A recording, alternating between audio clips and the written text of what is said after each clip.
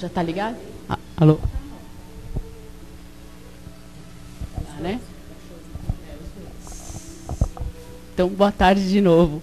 Sejam bem-vindos todos, pessoal da internet também, sejam bem-vindos a mais um momento de estudo, né? Então, tem uns avisinhos para a gente dar sobre o nosso centro aqui, né?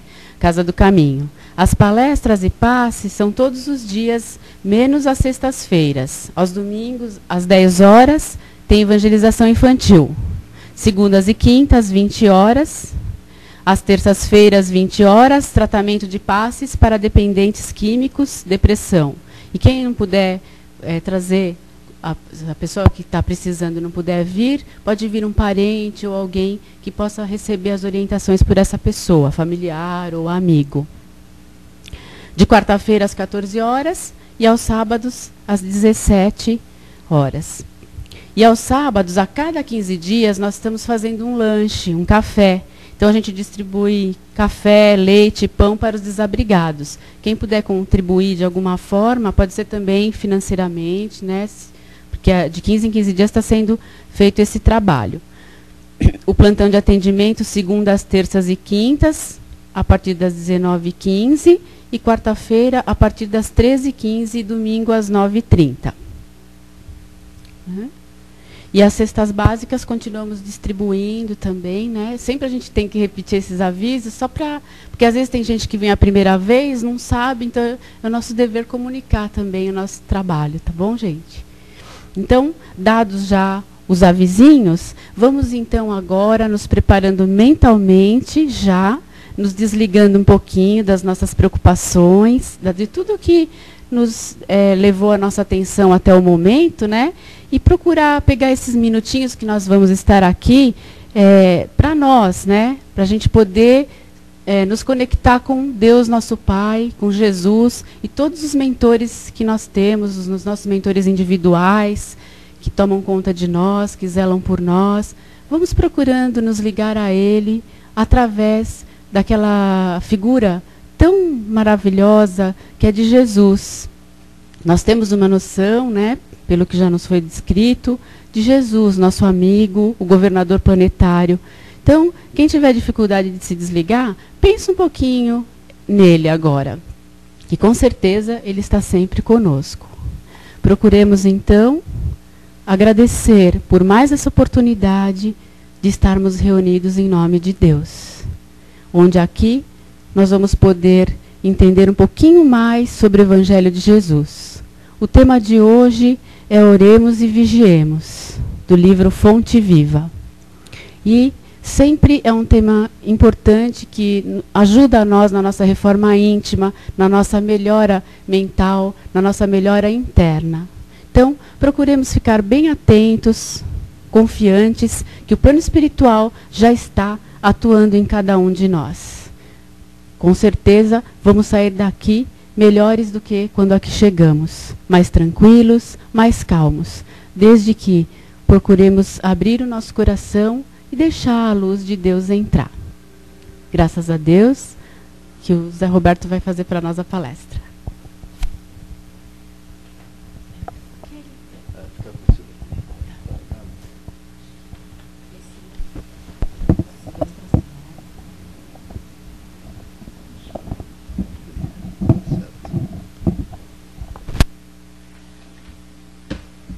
Muito bem. Fraternos irmãos em Jesus, que a paz do Mestre esteja com todos nós nesse momento, tanto nós aqui presentes como os nossos companheiros, irmãos que nos assistem online via internet. Como a Soninha disse, nós vamos abordar um tema bastante interessante do livro Fonte Viva, onde Emmanuel busca a inspiração no Evangelho de Mateus, que é vigiai e orai. Mateus atribui a Jesus as seguintes palavras no capítulo 26 de seu Evangelho: vigiai e orai para não cairdes em tentação.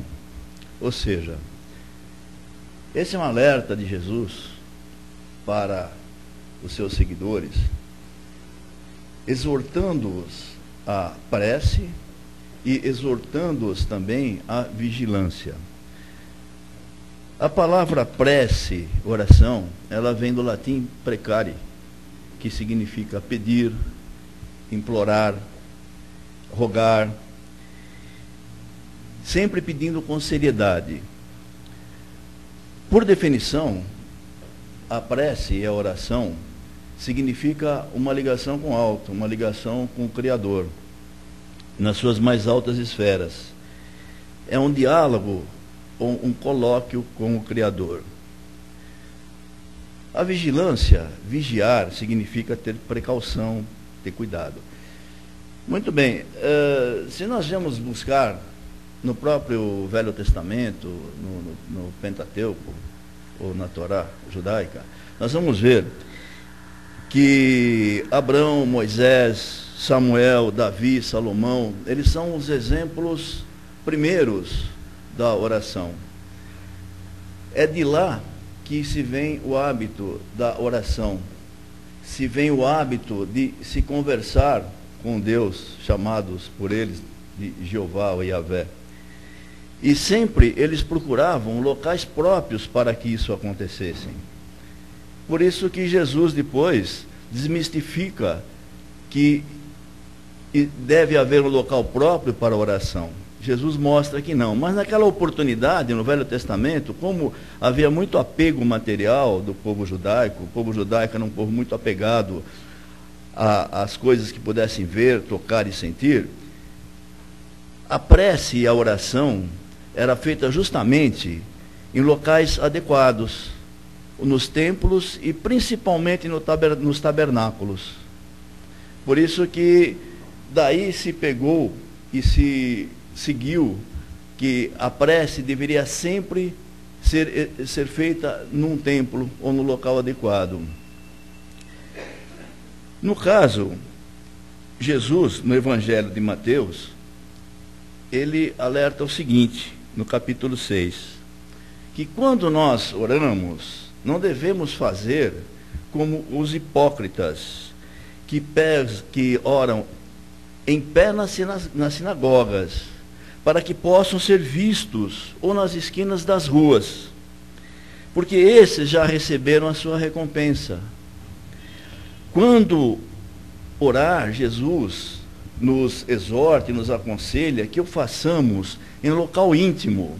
No Evangelho de Mateus existe a tradução quarto, que não é talvez bem exata, mas que seja num lugar íntimo, ou seja, um lugar reservado. Não há necessidade que nós façamos essa oração para que todos vejam. Nós temos que fazer a oração para que nós possamos sentir. Por isso que Jesus nos exorta a orar em local reservado, em local que nós possamos entrar em intimidade com o Criador.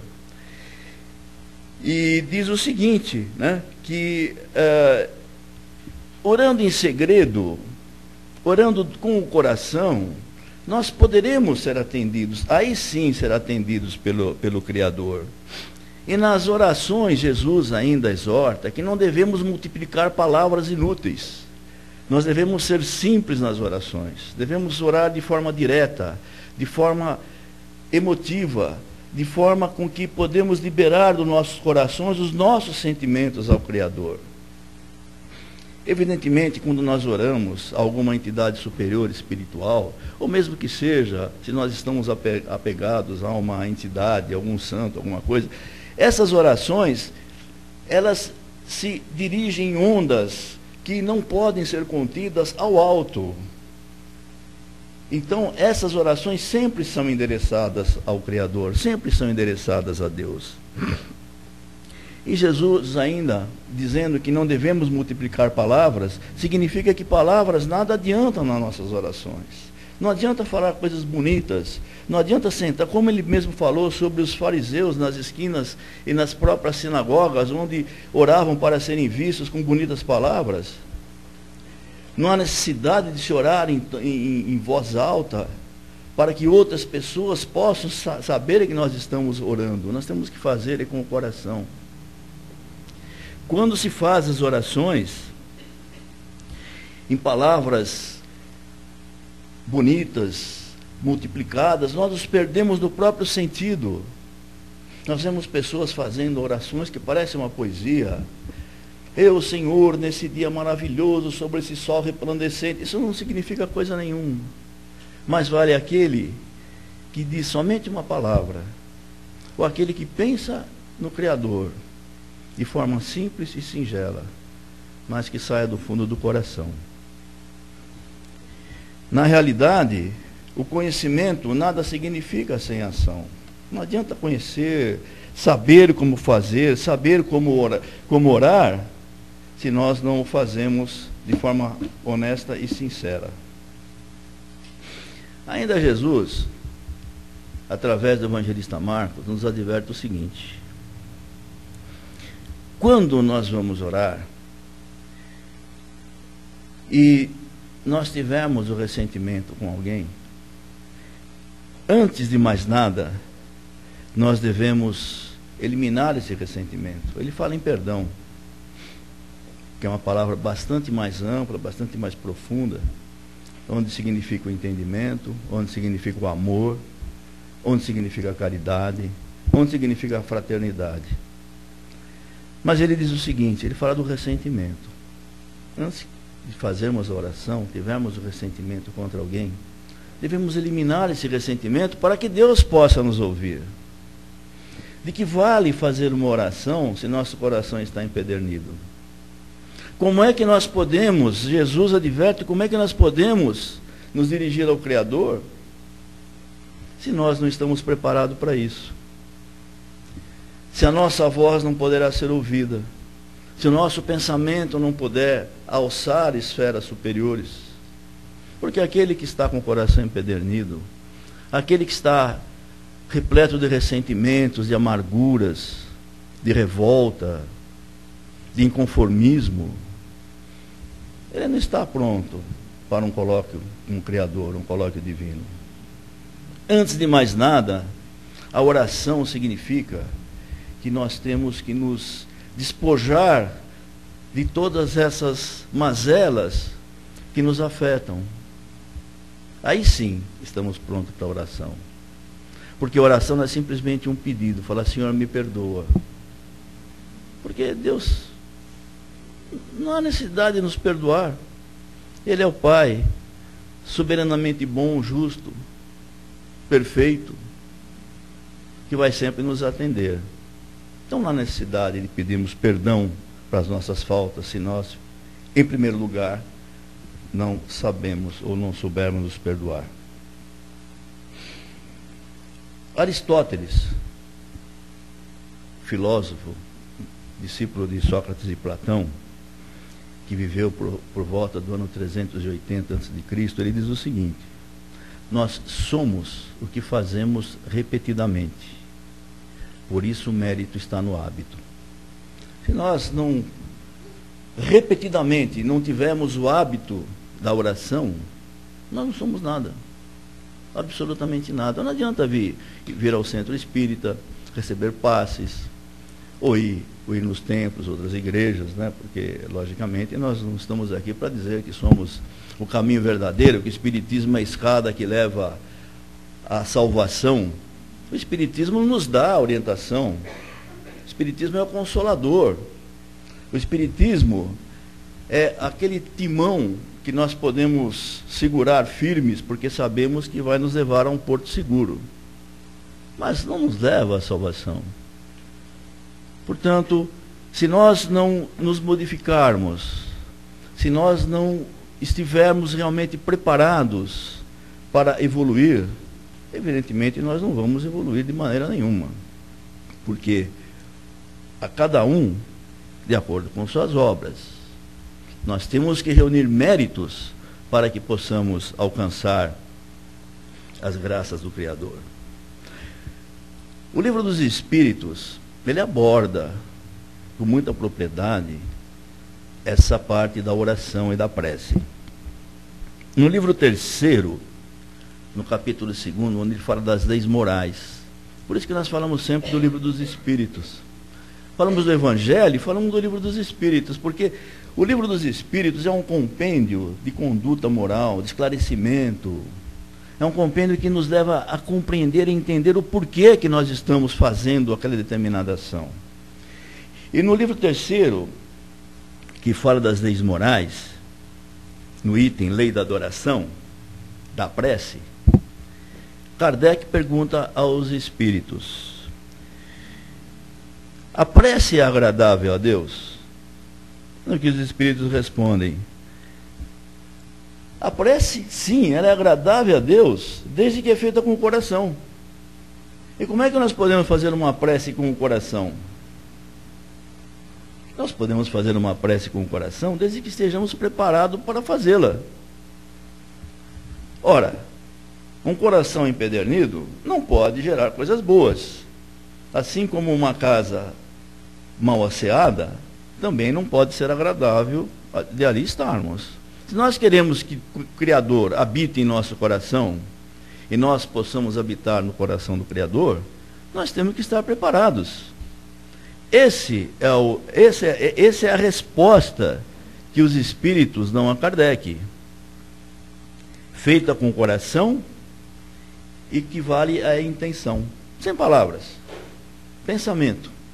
No momento que nós pensamos no Criador, com aquela confiança, com aquela determinação, estarmos preparados, nós, logicamente, seremos ouvidos e receberemos, se tivermos merecimento para tal. Se não tivermos, evidentemente, não vamos receber, porque a prece não significa uma rogativa onde há barganha, onde há troca. A prece não é uma promessa: eu faço tal coisa para depois, se eu receber tal coisa, vou fazer tal coisa. Vamos rezar ao Criador: olha, eu preciso obter aquele emprego. Se eu obter aquele emprego, eu vou levar 10 maços de vela na igreja tal. Então isso não é prece. Ou se eu obter tal graça, eu vou dar uma cesta básica ou 10 cestas básicas. Isso é uma barganha, isso não é prece. Logicamente, isso nada tem a ver com prece, nada tem a ver com a ligação que nós devemos ter com o Criador. Ainda na pergunta 669 do Livro dos Espíritos, ainda falando sobre o item 4, a lei da adoração, da prece, Kardec pergunta se a prece torna o homem melhor. Os espíritos respondem para Kardec: sim, porque aquele que ora com fervor, ele torna-se forte contra os assédios e as tentações do mal. Aí ele é bastante específico e forte, fala tentações do mal. Quais são essas tentações do mal? São as imperfeições, aquelas imperfeições que nós mesmos trazemos de outras encarnações, que estão ali latentes, estão gravadas no nosso perispírito, as nossas imperfeições. E se nós não usarmos aquela asepsia, aquela vassoura mental para varrermos fora do nosso campo perispiritual todas aquelas imperfeições, como é que nós podemos cair nas graças do Criador? É uma situação difícil. Ainda os espíritos reforçam a Kardec aquilo que Jesus ensinou através do Evangelho de Marcos. O essencial não é orar muito, mas fazê-lo eficazmente, ou seja, fazer de forma eficiente. O que é orar eficazmente? Orar e vigiar é nos colocar em contato com o Criador. Ou seja, estar preparados sem ressentimentos, repetindo, sem ressentimentos, sem amargura, sem ódio, sem rancor, que é uma coisa muito difícil, né, de nós fazermos. É um exercício que temos que fazer. No momento em que nós estivermos nessa situação, evidentemente nós estamos prontos, né, para a ligação com o alto, com o divino. Ainda voltando a essa resposta, orar eficazmente e não orar muito, tem que se deixar de lado na oração as formas místicas. Não há necessidade de misticismo, não há necessidade de nós estarmos fazendo atos, posturas. Não há necessidade de ajoelhar, nem ficar em pé, nem sentado. Depende, é do nosso íntimo. Depende, é do nosso coração. Depende da nossa intenção da oração. O resto nada adianta.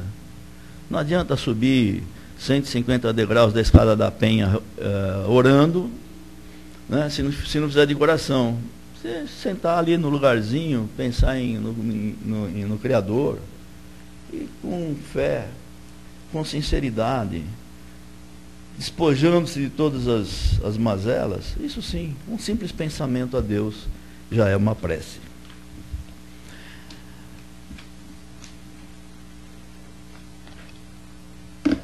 Por que nós devemos orar?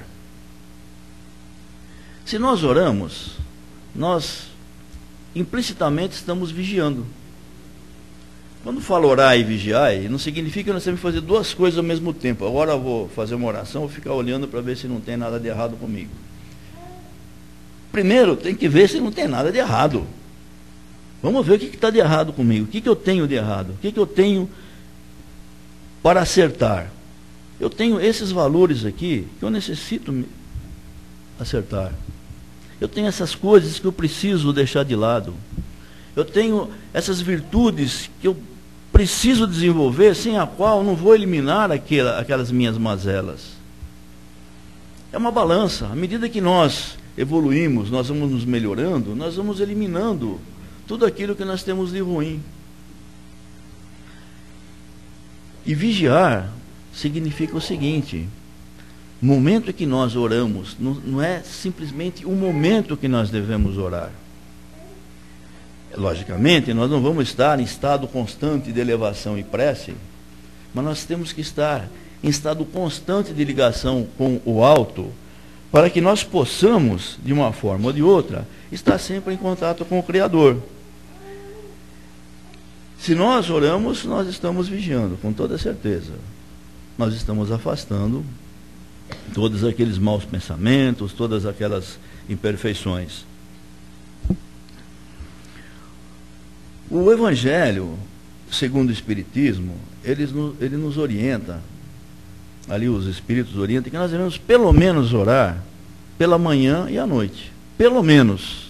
Não significa que só é uma obrigação. Agora eu levantei, eu vou rezar. Nem orar, fala rezar, né? Eu vou rezar. E vai rezar, blá, blá, blá, e vai assim. Agora eu vou dormir, eu vou rezar. E assim vai. Então, oração e reza são coisas totalmente distintas. Reza é um monte de palavras que você vai falando, seguindo, é uma ladainha, como diz a nossa companheira Matilde. Você vai falando um monte de coisa que nada tem a ver. A oração é aquele ato de contrição, como foi dito no início, de elevação a Deus. E no momento que nós nos levantamos, os Espíritos dizem que pelo menos no momento que nós acordamos, devemos agradecer. É claro que a prece pode ser também de uma rogativa. Nós vamos, logicamente, a nossa rogativa deve externar a nossa confiança no Criador, deve externar a nossa confiança na espiritualidade.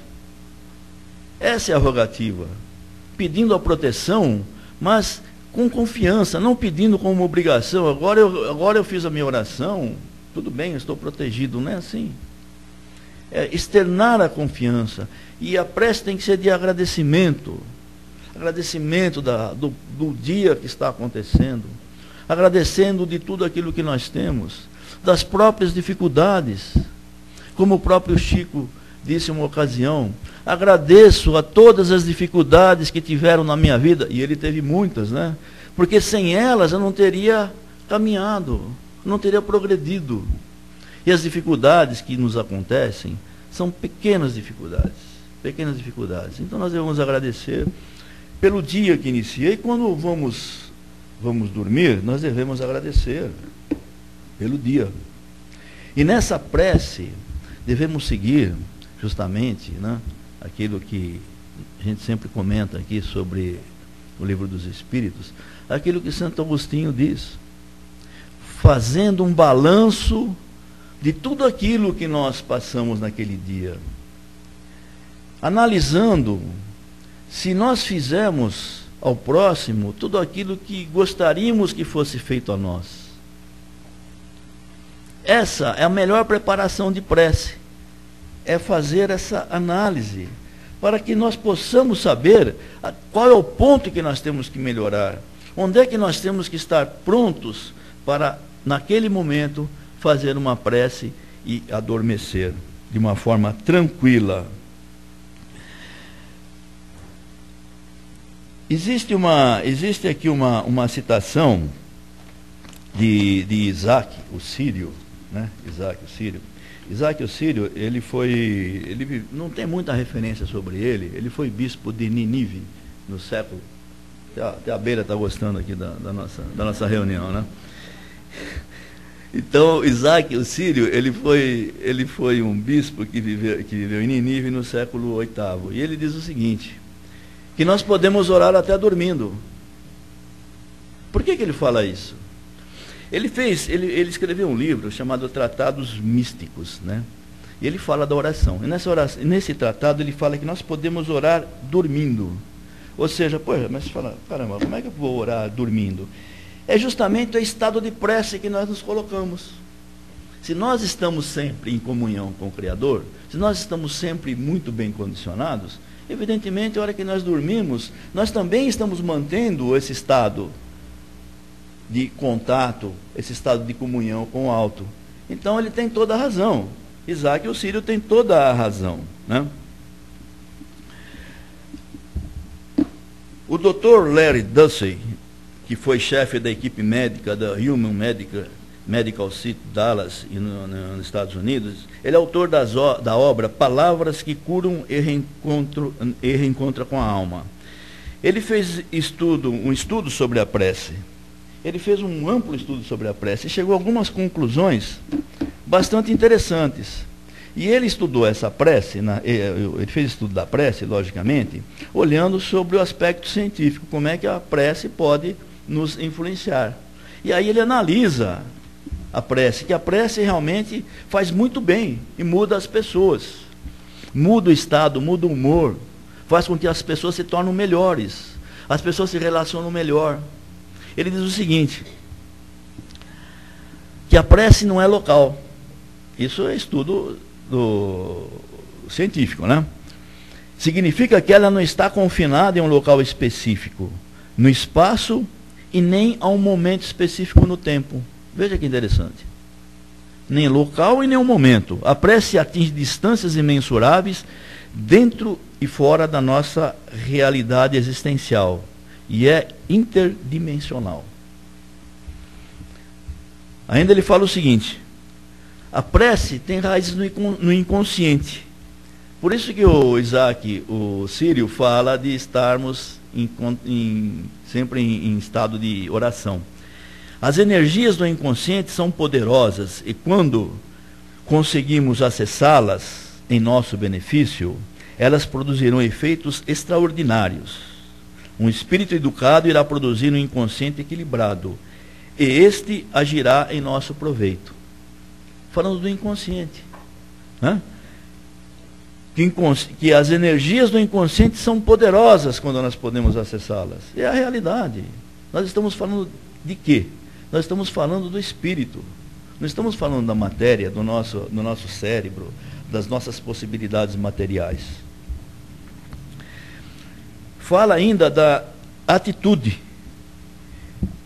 No ato da prece, devemos estar em estado de aceitação espiritual. Aquilo que nós falamos, né? Nós devemos estar em estado de aceitação espiritual, ou seja, conforme os desígnios do Criador. Gratidão, postura aberta diante da vida. Sentimento de amor, perdão e confiança. Deve-se evitar fazer a prece agressiva e de vigorosa súplica para erradicação de doenças, porque isso carrega emoções negativas, ansiedade, etc, etc.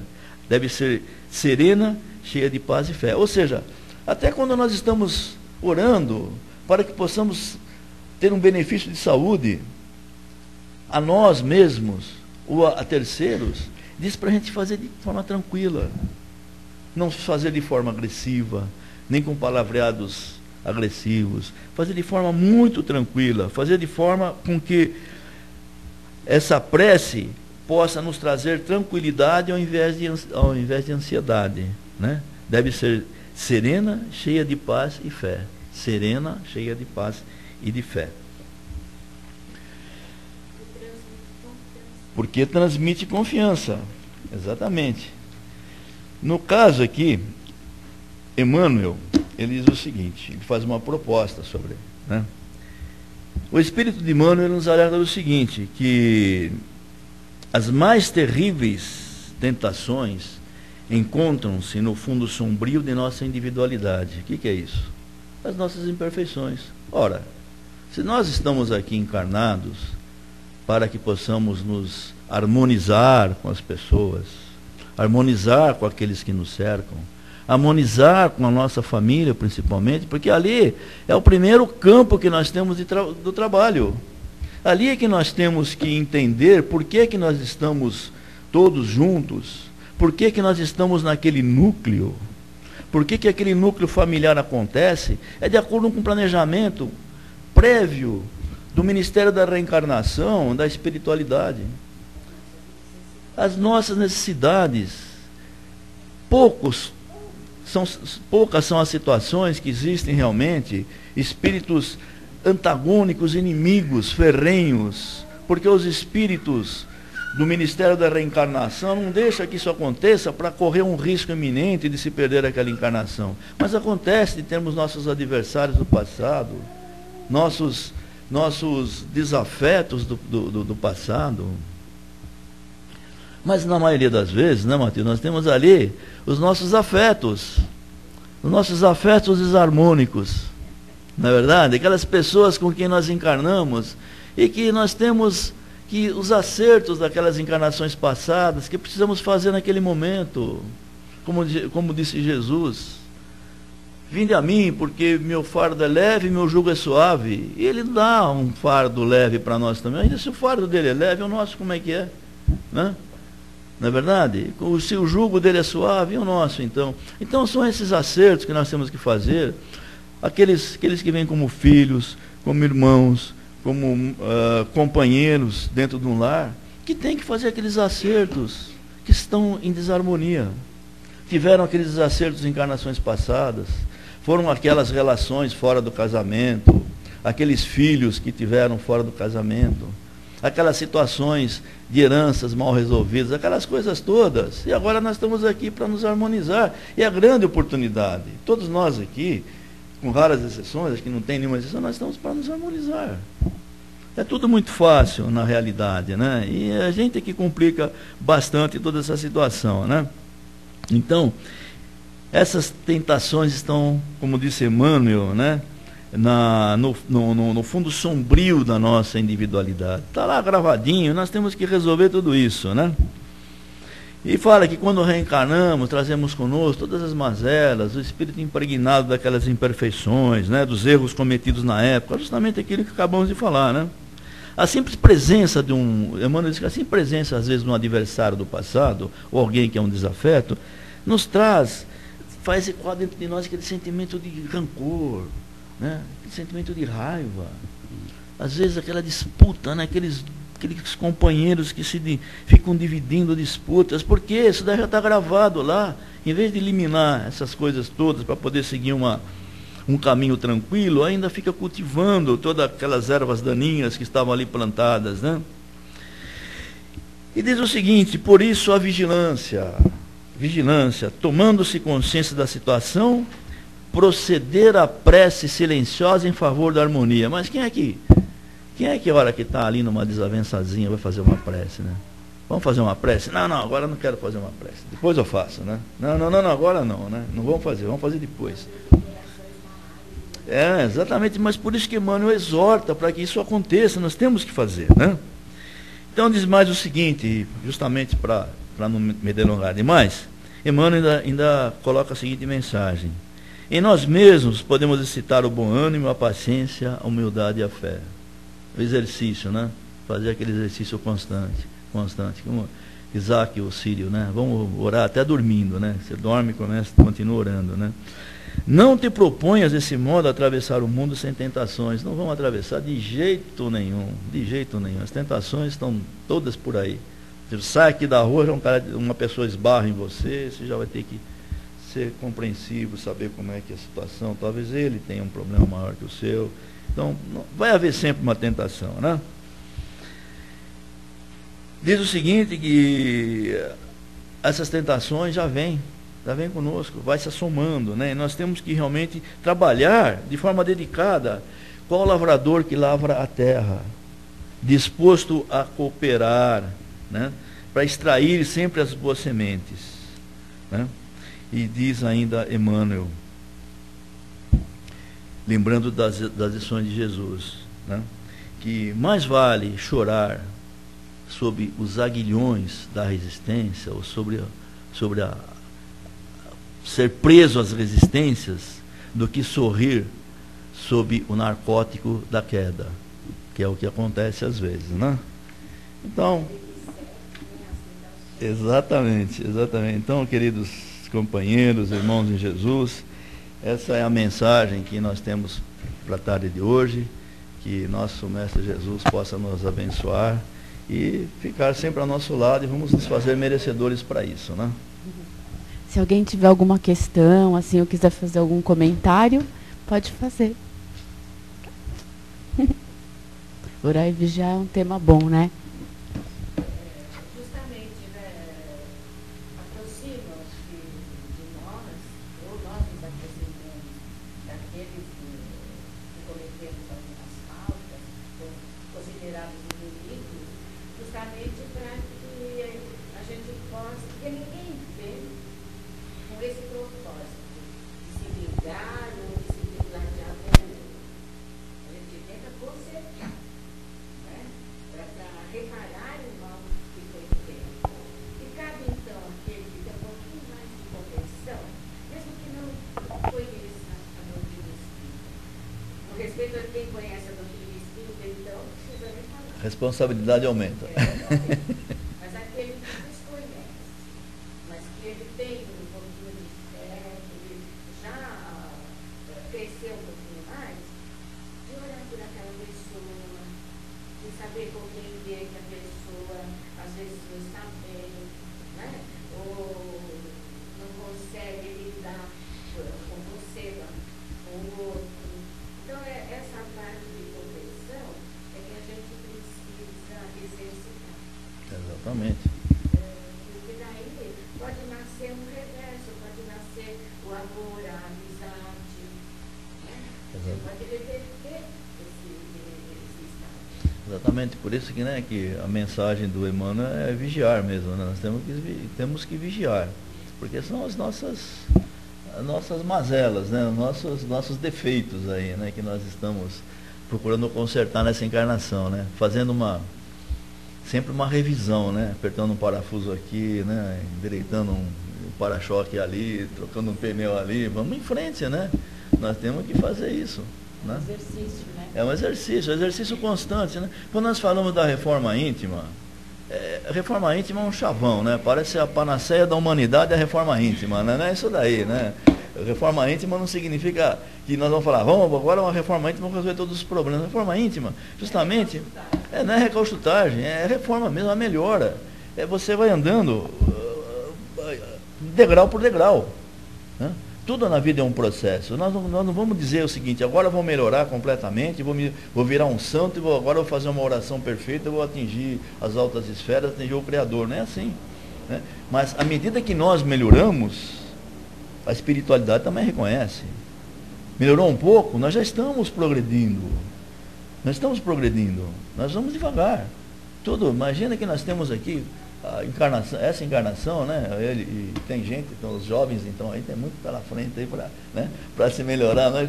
Os que não são tão jovens aí, não tem tanto tempo, precisa mesmo olhar com muita atenção.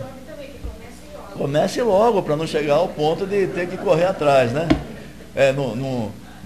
Não ter que fazer gol na prorrogação, né? Tem que, como nós estamos, nós já estamos, nós estamos no tempo extra. Não, mas nós temos o espírito não morre. Nós temos que aproveitar agora para poder ter um fardo menor na próxima, né? Essa é a verdade. Ok, companheiros, irmãos de Jesus, que Jesus nos abençoe a todos, né? Vamos continuar o trabalho agora. Vamos exercitar agora. aqui, né, na frente. Então, agora, depois das palavras, desse momento de reflexão, todos nós juntos, né, vamos exercitar o que nós aprendemos aqui, que é a prece, que é a oração, né, que vem do nosso coração. Todos nós temos dentro de nós o amor, essa sementinha que vai germinando à medida que a gente vai exercitando. Então agora é um momento bem importante para o nosso exercício. E quanto mais pessoas reunidas em nome de Jesus, com certeza Ele está com a gente. Então, quanta gente maravilhosa aqui reunido, tanto encarnados como desencarnados. Então isso é muito importante. Com essa força, com essa energia positiva, vamos continuando com esse pensamento elevado.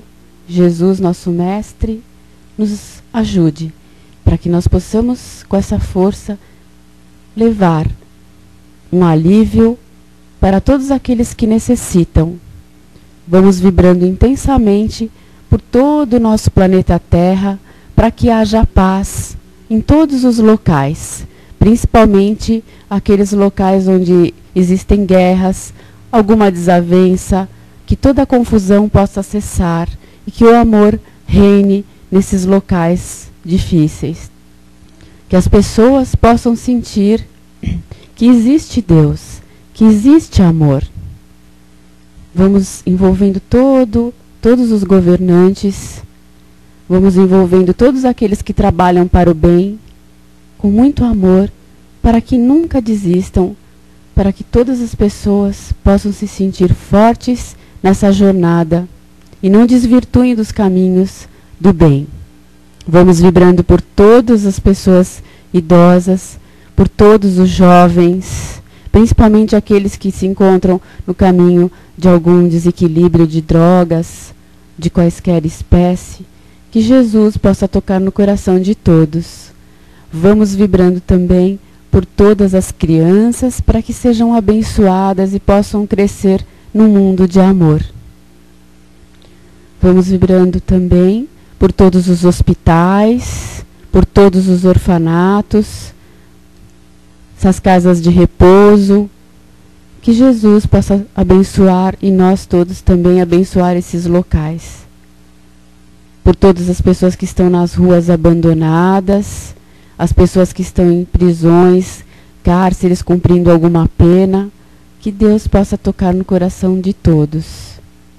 Vamos vibrando por todos os profissionais de todas as áreas, professores, médicos, enfermeiros, todos aqueles que se dedicam de alguma forma para abençoar e ajudar o seu semelhante. Que todos se sentam fortificados. Vamos também vibrando agora pelo nosso querido Brasil, que é essa terra tão bendita que nos acolhe nessa encarnação, para que haja paz e muito amor entre todos os seus habitantes. Vibremos também pelos nossos lares, que ao retornarmos nos nossos lares, possamos encontrar um ambiente de paz e de muito amor, começando de nós mesmos.